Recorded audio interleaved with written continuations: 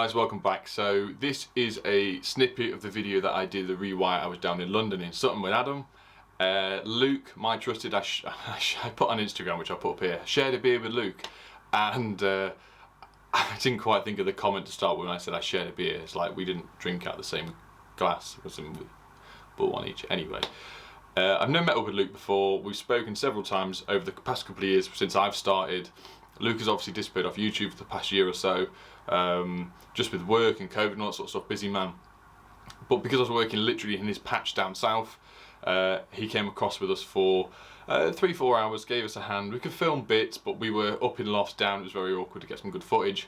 But here's a good bit with me and Luke. We're both mic'd up, Kip's filming, and we're just having a bit of a chit chat about general things, you know, what we like about, what we don't like about, how we sleeve stuff, how we don't sleeve stuff, how we double over sockets, you know, that sort of stuff. So it was really, really nice to get a good conversation with us working, and there's a little bit of a race at the end with some downlights. But yeah, I'll put Luke's channel below, go and show him some love, and let's try and kickstart him back on YouTube. So yeah, he's going to do a bit of second fixing. Adam's crawling around the loft still, and going to give it a go, but we haven't, this is the first time we actually met last night, wasn't it? It was, yeah, in person. We've spoke a few times, haven't we? Like, done the podcast. I rang you up because several reasons in the past, haven't I? Not that strip it like that, am I, on camera? I've got to strip it. Sorry? Oh, that's it. No, you're allowed to use the phase and the line and the neutral to strip it. Oh, is that how you do it? Oh. No, well, yeah, that's how I do it every time. Every time? Every time. Because you're not meant to use the CPC, are you? No. No, because it's naughty. Yeah. Well, to be fair, they say you're not supposed to do it, but I've never, you know, at the end of it, tested the ring continuity and gone, oh, my earth's a little bit higher. I don't think that's ever happened. That's always the way I've been told. I've got these. Oh, where are they? The ideal strippers. You know, you feed them over the top. I don't like the fact it doesn't go all the way down to the grommet. Yeah, it's the issue I found. But they work a lot better off. I used to have the old CK ones, you know, the cross-section ones that you feed it in on the side. Like you say, you couldn't get anywhere near the box. No. With that. I did have a set of CK ones as well. I got them from, was it Electrifix? Not Electrifix. What's the... Yeah, Electrifix, like the screw fix version. No, what's the tool show? Elex. Elex. I got from Elex, and I think I used them on an old piece of Twin and Earth, not the new stuff. In an old house, and it just ruined the teeth. Oh, really? Yeah. I only found out the other week that you can change the blade on your armoured slice. What's an armoured slice? Have you not seen them? No, I have. I had one, and I'm old school, so I still use the X-Saw. Oh, God. You like your old school technique. Question, because I'm going to buy some soon. Have you seen the Twin and Earth in Ireland? It's LSF, but it's the sleeved... Yeah, sleeved CPC? Yeah. What's the benefit of having a sleeved CPC? Because you're going to have to sleeve it anyway. I thought the idea was, though, it was more sensitive if someone put a pin through a wall. Oh, yeah, I never thought about that, yeah. So if someone was to go through a wall, like less than 50mm but left in zone, and it touched the line or the neutral, hopefully it's touching the CPC at the same time if you're lucky. Sure. Oh, I never thought about that. But that's just a guess, I don't know if that's true or not. Yeah, because I've seen a few guys, and I've known a few, I think it was Tom actually in his video, someone asked him the question, and I was like, I wanted to buy some ages to have a look at it, because it is a bit thicker, isn't it? Obviously, because you've got the insulation for the CPC. But I'd like the idea, because that's why I like using flex, because you've got to mess around with sleeving. Could you use it though? Is it British standard?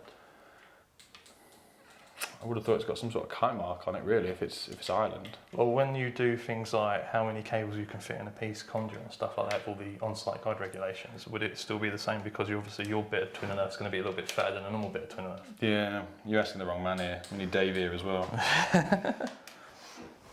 I've got lots of questions, but no answers. Yeah, fact, yeah. But then as well, you put the picture on Instagram, or was it video on Instagram, with the fire alarm, with the cable. The red cable, yeah. Do you know what? I like that. So go on, tell everyone, because half the people wouldn't have seen it.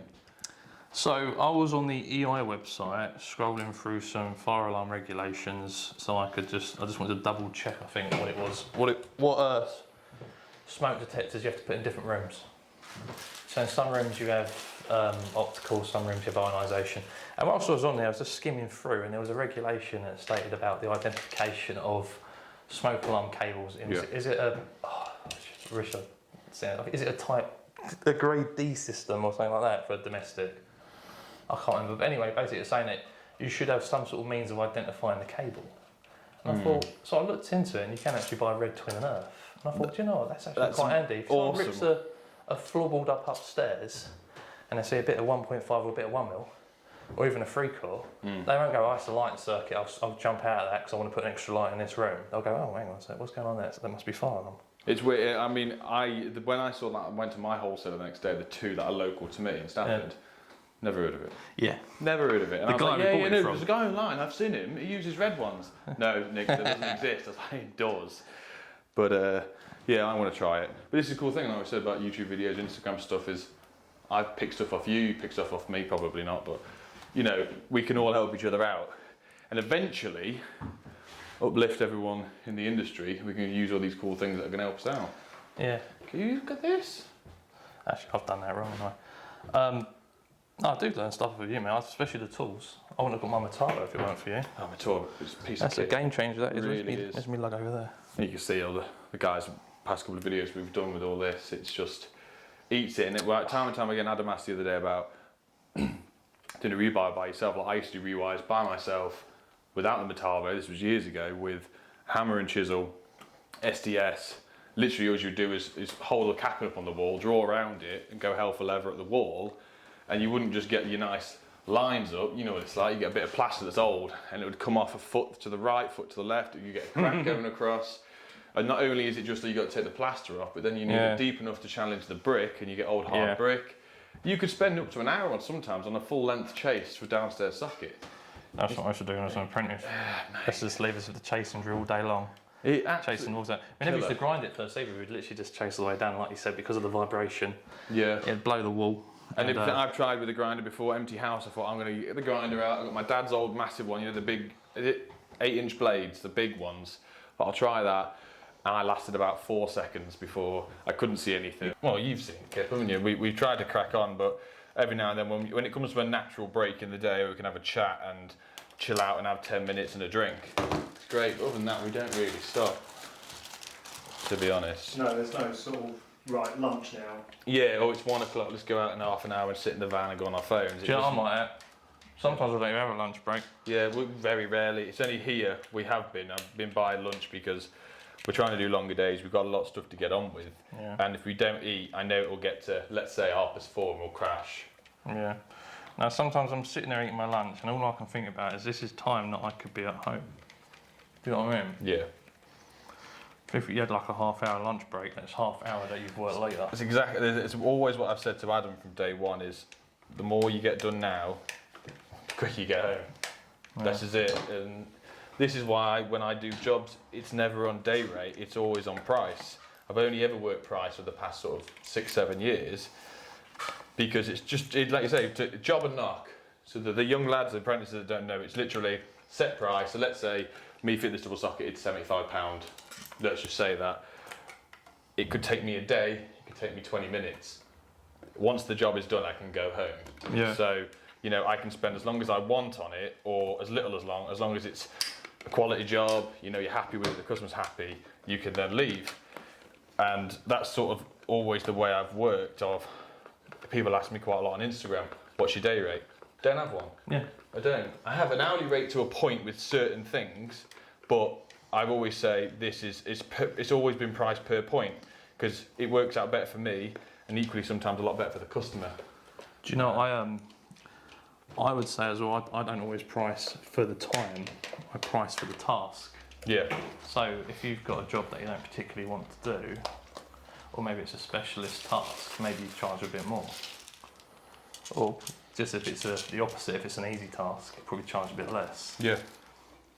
So that's how we normally do it. We don't actually, on our quotations, we don't say man hours and things like that. We will literally, we'll say, oh, what do you want us to do? Oh, it's going to be that much. I mean, we do calculate it in the back end. We see what we've done.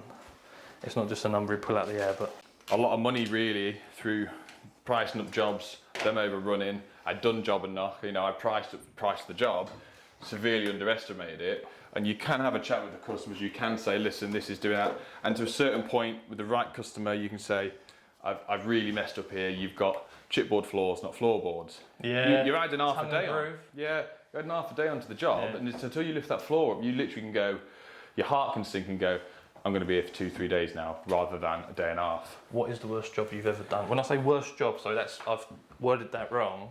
What job have you done and you've like maybe lost the most money on it?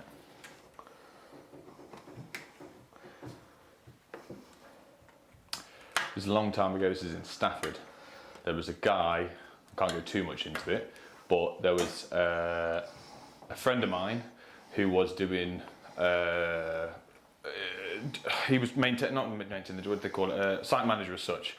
He was quite new to it, and he got me in. He worked for a guy, a very, very wealthy guy around our area, who was having an office built to work from. They bought an old building, priced up for me. This was early on stage of me being self-employed. It needed a full rewire, but equally it was changing things into running cat cables. It was an office, it was this, it was that. So I priced it up. Realistically, I think I priced it up $5 grand. And at the time, at the age I was at, that was absolutely awesome. To then get an email back saying he's not happy with the price, knock 1,200 quid off, whatever. When you're new, you always feel really bad, don't you? Yeah. You feel like you made the mistake. Yeah. And they know what the price was, and you've done it wrong. Yeah, like he's had 500 quotes. Like you want to apologise. Oh, I'm so sorry. I've given you the wrong price. Yeah, and I did. I felt sick when the email came back saying I want 1,200 quid knocked off, and I was like, well, you know, realistically, it's still 3.5 grand. You know, there's a bit of materials on it because he did say that they would supply some of the stuff themselves. It was never a real clear cut thing. Anyway, said yes. Spoke to my dad, and he was like, he's gonna be funny bugger with you. Obviously, Dad was in the train, and I was like, oh, well, it's worth it, you know, get the work in, it's a good couple of weeks for me. And as we were completing it, oh, can we have an extra socket here? We want 2 extra sockets there, we want a cat cable here, we want this. And I was like, yeah, and he was like, invoice me and I'll pay it you. And I left it towards near the end of the job. I think I got paid about £1,000 from him. And then toward the end of the job, he was asking for more stuff. I was like, listen, I really got to send you an interim invoice. I want to get paid for this stuff. Yeah. Sent him an invoice with the extra stuff I did on top. He hit the roof. And I'm talking it was an extra 700 quid or something silly like that, really. Yeah. He asked for a lot of stuff. I felt rude, asking for too much. There was no quotation saying, before I do this double socket, extra one for you. He's had you over a barrel. And it was all verbal as well. So. It was all verbal. There was no text. It was a conversation as he was walking past. There was no messages to say, this is the situation. And I just need a fly lead for the back box. And You want some earth? yeah, please. I threw some in there actually. Oh, I'll do.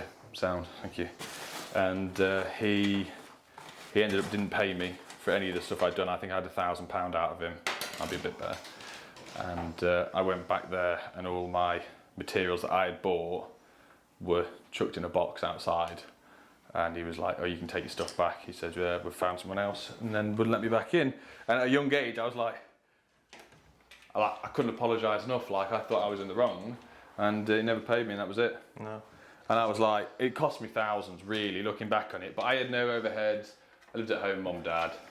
It was like a big learning curve. I was just going to say, but do you know what? You actually learned from that, so you did take something away from it. Yeah, 100%. So if I ever saw him again, I think he would run in the other direction. But it was one of them mistakes where I can look at it now and go, yeah, it's happened, and you're very right. I've learned something from it. I won't work for people like that.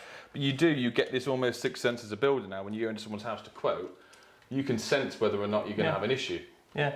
It's and the young lads will get that eventually. When you go self-employed or you're working, you can work for a customer. You can't be taught that. You just learn it. You just sort of.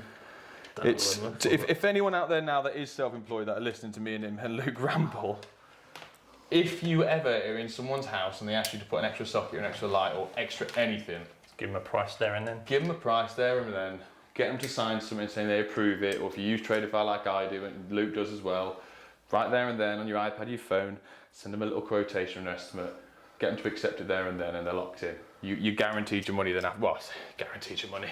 I'd like to say you guaranteed your money, but it's a thing that I've learned in the past where it's cost me because I've done stuff without agreeing a price, and you end up doing it for half price if not next to nothing, and you've been there another 3 hours. Well, if you've got it in writing, you can take them to a small claims court. If you just do it verbally, yeah. You might as well just give and up. This is what I've got now with anything I do. And if you haven't seen the first video when we did this about these, so Luke thought they were going to be single sockets, but it's just literally pass through. Because this wall is coming out, I needed to make sure that there's a cable in for the back of the sockets that we chase this side. We're in zones, hence why we put patches. Just put single blank plates on. There's a socket here, being drilled through for a socket in the conservatory, and I'm just put. Like I say, they're here for now to make sure no one drills it through. But the wall's coming down quite soon anyway. But it's one of them. Regulation wise, I've done the right thing, and I really. Yeah. Box ticking exercise. That's it. It is. You've done, how many sockets have you done? 1, I'm on 2, my 3, second 4, 5, 6. Because I'm spending lots of time trying to look cool. Just levelish, mate, because it's all going to get redecorated soon anyway. I'm just, I wasn't even going to run around with the level because we've obviously only just put a bonding coat on. Someone's going to come in and screw it all very soon anyway. How do you bond? Dean showed me a method recently, and I think you've done it actually, so I think maybe it's only me that didn't know about it, but he puts all the bonding in there, and he has this big wet sponge, and he runs the sponge up the wall. Yeah. Oh, so it's just me that didn't know that then? Yeah, I do that, but the problem when you do it too well is the top skim doesn't stick properly. Yeah. If you have it too Sometimes smooth. we scratch it, we put some lines on it. Yeah, so with this one here, you can see obviously the bonding coat up and down is rough enough where we can stick a bit of PVA on it and it will stick straight to it. My dad, reading painting, my dad used to say a lot of the guys that used to plaster for him were so good, the finish was so good that the roller actually just slid up the wall, it didn't roll. So it was always better having a bit of a rough surface to work off, because you can always sand down plaster, but you can't, do you want me to smooth it off, but you can't rough it up really. Because the only thing you do when you get sandpaper on a plastered finished wall is you end up just putting, you move the dust off the top to another bit, which then creates another layer of slippiness. Another layer of slippiness. Exactly. Technical term that is. Should we do some lights? Go on then. Yeah, no. Do we need a ladder? Sorry? I can reach. I need a ladder. I guess one each angle. I'm not going to race him, he's just seen him in the sockets. Do you know what it is? It's because I spent so much time sitting in the office doing bloody paperwork. Being in charge, I know. Yeah. I don't have the luxury. That's the moment I fat stop brother. doing stuff, Adam sits on his phone, you see. That's not true. To everyone, that's not true. It's not true. He sits on my phone. More apps. Did you answer the question about your what job you lost the most money on? Oh yeah, did you? yeah. So And how much did you lose? Probably over $2,000 easy. What about you? Do you know, I don't know if I can say the worst job that I lost money on, so I can't really talk about it. But I'll tell you what, there was one job. It was when I just started working for myself, and I was a little bit wet behind the ears, and I didn't have it. Do you know what? Profit? I thought it was a dirty word. Like I didn't put any profit on anything. It was just labour, and whatever the wholesaler said the materials was is what the materials was. Yeah, and we've said this before. I still really now even don't put money on materials. Yeah. Anyway, I had this job. It was for this block of flats. They had some outside lights. They were on a time clock, and they wanted them to come on with a photo cell instead. Yeah. And I really wanted to get in with them, so I think I priced it for half a day, and I gave the wholesaler a list of materials. And this is how I used to do my quotes. The wholesaler would send me back the quote for those materials. I'd put that price on my quote, send it to the customer. They'd say yay or nay, and then I'd go off and do the job. Yeah. So I got this job, told the wholesaler, they got a little box of goodies for me. I picked them up, went to do the job. And I was sort of halfway through the job, I realised that there was no FP in there. I only wanted like a metre of it. I needed to just sort of run it from, I think it was like the inside to the outside, like a little whisker box. And it wasn't in there. So I said, you forgot to put the FP in there. And they went, oh no, we don't sell it in metre lengths, we only sell it in a drum. I was like, are you kidding me? I said, like, I didn't know that. So I said, how much for a drum? The cost of a drum was more than I had charged them for the labour for the whole day. Yeah. I think it worked out, it cost me to go to work that day. It cost me like, I know it wasn't like, it cost me £15 to go to work that day. And I remember going home and just, yeah. That's But annoying. I'll tell you what, on the plus, do you want these pushed up or left out? So I'd leave it out. I'll put the bulb in first because Okay. I've just struggled with that. But what we've done, that's what I've said to the guys, is these holes are a bit. They're meant to be you 70. just pushed yours in? Yeah, I mean, as in, put your bulb in first. Okay. Because they're a bit. These holes are actually 76mm when there should be 74. But because it's lath and plaster, we do it a bit wider, so your arms have got a bit of on the springs on the arms. Do you call them arms? Yeah. I call them wings. Well, we've had a thing now in our videos. If we have a bet, we have a downlight on it. So whoever loses gets finger slapped. I see that. Yeah. So Yeah. I'm not betting. No. No, that's fine. A few people have said Adam's gonna be on the phone to Stafford College soon, reporting abuse. I was like, well, he got me just as bad, so. There you go. How's that? Ready, should we click together? Ready? Magic. So now comes a competition between Luke, who 11 years older than me. What? We said this before. Yeah. Well, how old we are? I don't know how old you are, though. 29. You're 36. I'm 36. Yeah. Yeah. Tough paper round, yeah. We're gonna have a competition safely. Who could do the downlight quickest with one cable? Okay, ready? Go on, Kip. Let me count down. 3, 2, 1, go! Oh, pulled his off already, isn't he? Yeah, can you Name Excuse was me? Nick Sextape. throw them at me, please?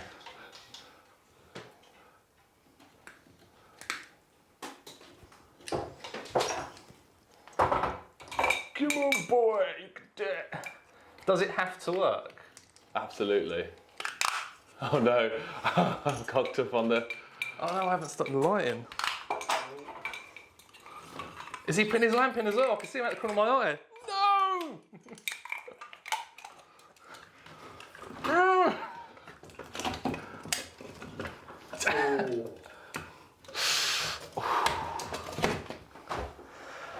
Somewhere in the world, someone came third, but they just wasn't in the video. Yeah. Kip's still trying to do his light. Sound. Right, I think it's all you've got time for today, isn't it? Yeah, I've got to shoe off. And, It's a pleasure, mate. No, nice seeing you. Thank you for filming Kip. And obviously, if we get Kip to 10k subs, then I don't have to pay him anything for being a cameraman. So I'll put his YouTube channel below. Thank you, guys.